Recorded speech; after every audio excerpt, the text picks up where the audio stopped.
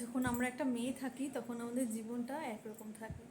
তারপরে আসে যখন বাড়ির বউ হই, তখন জীবনটা অনেকটাই চেঞ্জ হয়ে যায়। কিন্তু যখন একটা মা হই তখন পুরো লাইফটাই আমাদের চেঞ্জ হয়ে যায়। যখন ছোট ছিলাম আমার মাকে দেখতাম, আমি কিছু যদি খেতে ভালোবাসি সেটা আমার মা সবসময় বলতো আমার না ভালো লাগে না, আমার এটা না একদম ভালো লাগে না।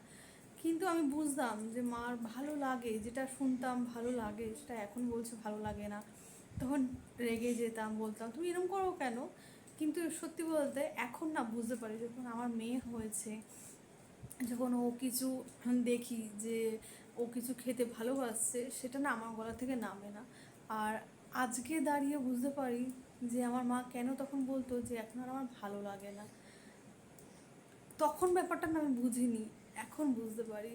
ওই জন্য বলে না, যার কি বলবো, মানে যার উপর দিয়ে যেটা হয় সেই হয়তো তখন জিনিসটা বুঝতে পারে যে এটা কীরকম ব্যাপার, ফিলিংসটা কেমন, সে খারাপ জিনিসই হোক আর ভালো জিনিসই হোক। তবে খারাপ জিনিস যেন কারোর সঙ্গে না হয়। কিন্তু এই ফিলিংসটা একদমই আলাদা, এটা একটা মা খুব ভালো হয়ে ফিল করতে পারবে যে আমি কথাগুলো কি বলছি।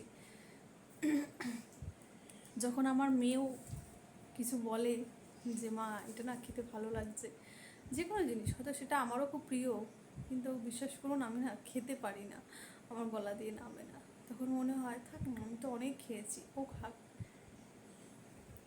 এটা হয়তো সব মায়েদেরই গল্প, শুধু আমার মা আমি বলে না, এটা প্রত্যেকটা ঘরে ঘরে মায়েদের গল্প।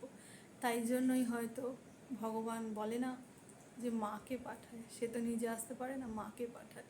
সত্যি মা যদি জীবনে না থাকে, সে সবার ক্ষেত্রেই বলছি, কিচ্ছু না।